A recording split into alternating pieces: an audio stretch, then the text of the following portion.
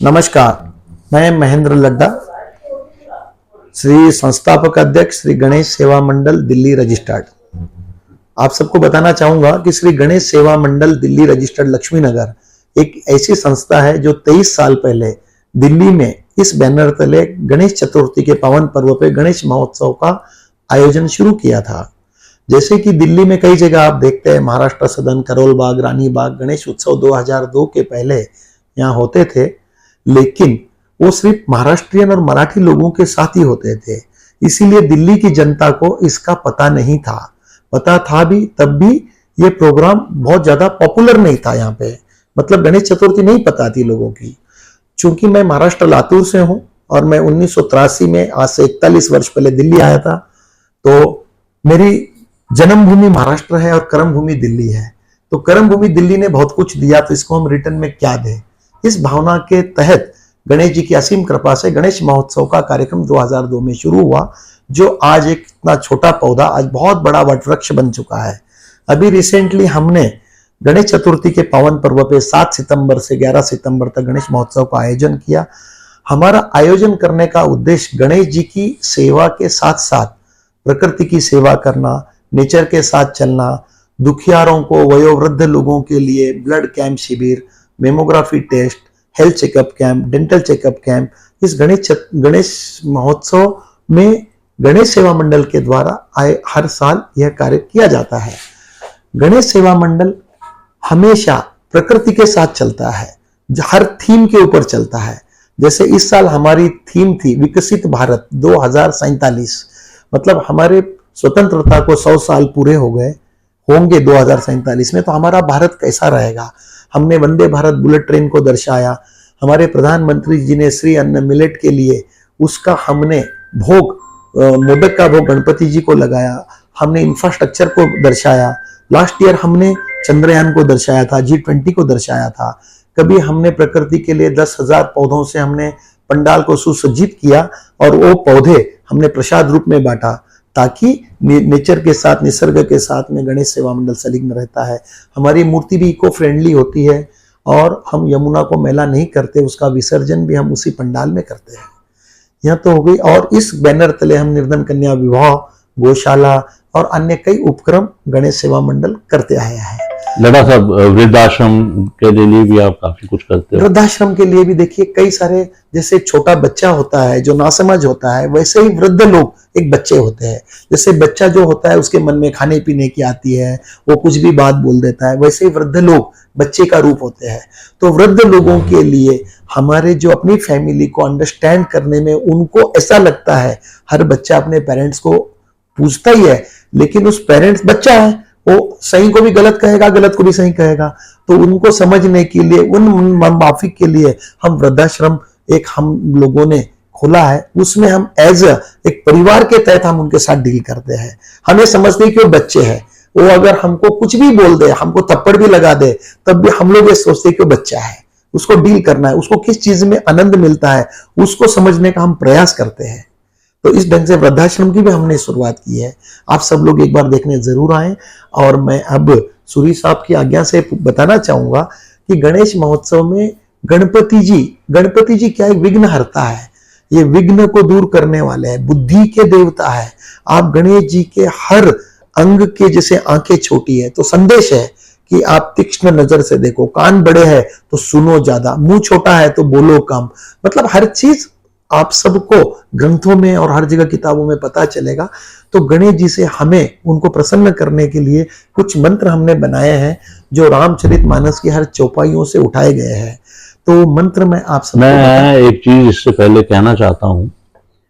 मैं नहीं जानता, जहां तक मेरा नॉलेज कहता है, लड़ा साहब, मेरे को ऐसा ज्ञात है कि गणेश जी महाराज जी को ये आशीर्वाद भी है कि कोई भी दुनिया की कोई पूजा हो, कोई पाठ हो, अगर वो गणेश जी से स्टार्ट नहीं होता तो उसका जो करता है, चाहे कोई हवन कर रहा है, चाहे पूजा कर रहा है, चाहे पाठ कर रहा है, उसको उसका फल पूरा नहीं मिलता। ऐसा वरदान क्या मिला हुआ है गणेश जी को? सूरी साहब, बहुत अच्छी बात बताई।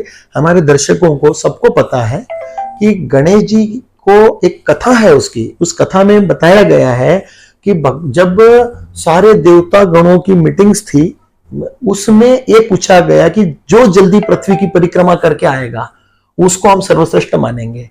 तो सारे देवता अपने अपने वाहन लेके चले गए, निकल गए। गणेश जी गए नहीं, वो वहीं रुके रह गए। तो गणेश जी ने क्या किया, अपने माता पिता की एक परिक्रमा कर ली और बता दिया माता पिता की परिक्रमा मैंने कर लिया है तो पूरे विश्व की परिक्रमा कर लिया है मैंने। तो एक संदेश था ये। आज रामचरितमानस क्या दर्शाता है, आज भगवान तो स्वयं राम जी विष्णु के अवतार थे, उन्होंने लीला इसलिए रची कि कैसे भाई का प्रेम होता है, कैसे माता पिता का आदर करना होता है, कैसे पिता की आज्ञा का पालन करना होता है।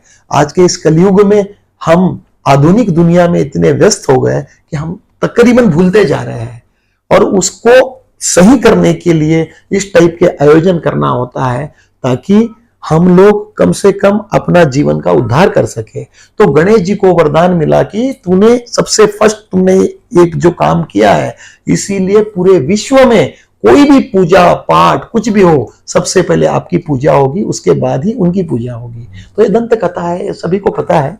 तो आप आज्ञा दे तो मैं गणेश जी के मंत्र बता दूं। Please please please. तो एक गणेश जी के मंत्र में बताना चाहूंगा आपको। गणपति गौरी महेश मनाई, चले आशीष पाई रघुराई। सुमरि शंभु गिरजा गण राजा, मुदित भयो मैं सहित समाजा। गणनायक वरदायक देवा, आज करूं मैं तेरी सेवा। महिमा जासु जान गण राहो, प्रथम पूजियत नाम प्रभाओ। जो सुमिरत सिद्धि होई, गणनायक करिबर बदन। करो अनुग्रह सोई, बुद्धि राशि शुभ गुण सदन। वक्रतुंड महाकाय, सूर्यकोटि समप्रभ। निर्विघ्नं कुरु मे देव, सर्वकार्येषु सर्वदा। गजाननं भूतगणादिसेवितं, कपितजम्बू फलचारि भक्षसम्। उमासुतं शोक विनाशकारकं, नमामि विघ्नेश्वर पादुपङ्कजम्। वर्णानामर्थसन्धानामं रसानामं छन्दसामपि। मङ्गलानाञ्च कर्तारो वन्दे वाणी विनायको। समुखश्चेदन्तश्चो कपिलो गजकर्णको। लम्बोदरश्च विकटो विद्यनाश विनायको। धूम्रकेतु गणाध्यक्षो बालचंद्र विनायको। गजाननं गजाननं गजाननं गजाननं।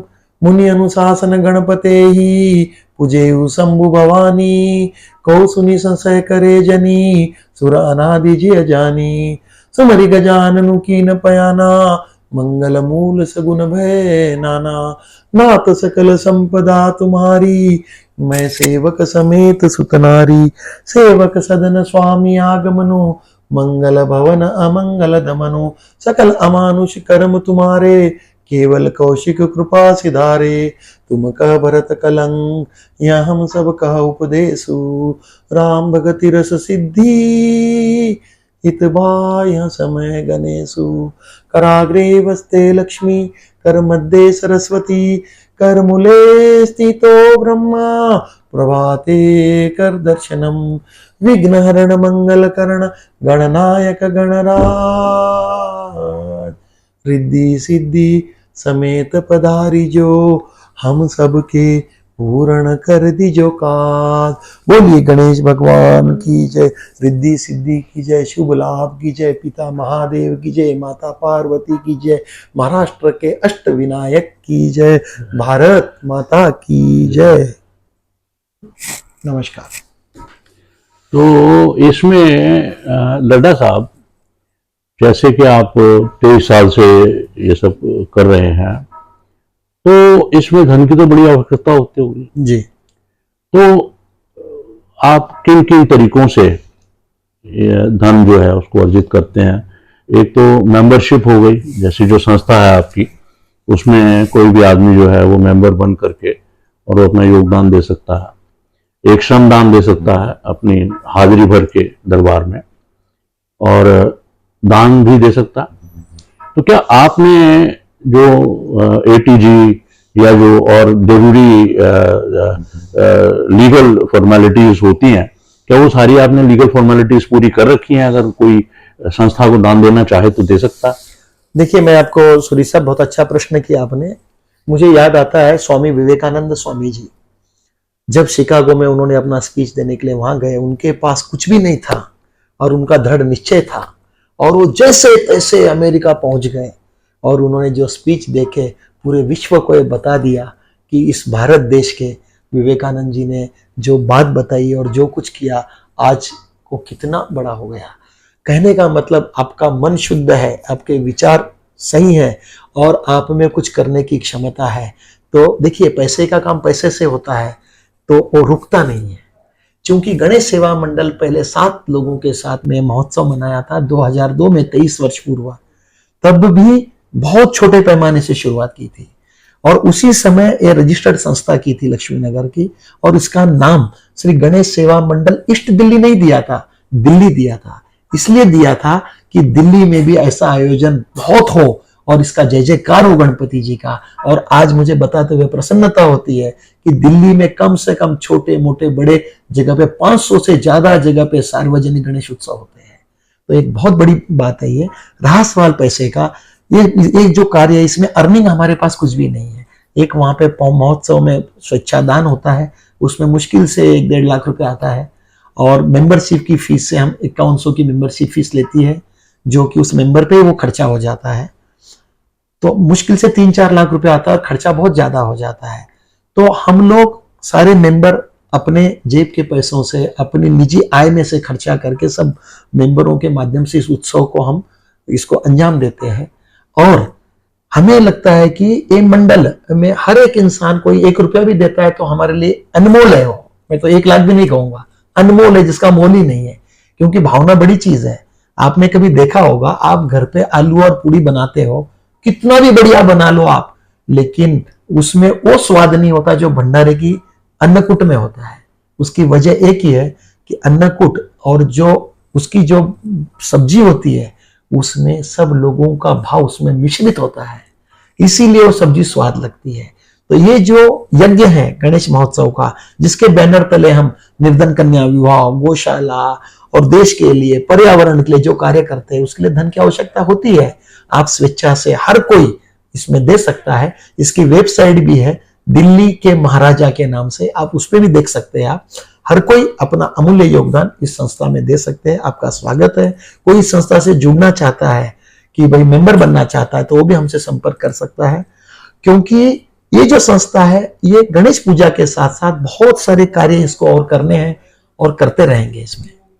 धन्यवाद। धन्यवाद। तो दोस्तों, आज तो देखा लड्डा जी के अंदर कितना प्रेम, कितनी भक्ति, कितना भाव है। तो मैं राजेश कुमार सूरी, नींबू निचोड़ के की तरफ से आप सब लोगों को धन्यवाद करता हूं कि आपने लड्डा जी का सानिध्य का लाभ उठाया।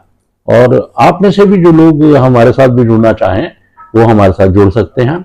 अगर आपके अंदर कोई भी प्रतिभा है या कोई समस्या है या किसी समस्या का कोई सॉल्यूशन है तो आप हमें कमेंट्स में अपना नाम दे सकते हैं, अपना नंबर दे सकते हैं और अपनी समस्या भी बतला सकते हैं, और आप किसी समस्या का सॉल्यूशन दे सकते हैं तो वो भी बतला सकते हैं।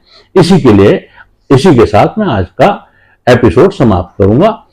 एपिसोड नंबर 24 की समाप्ति। धन्यवाद।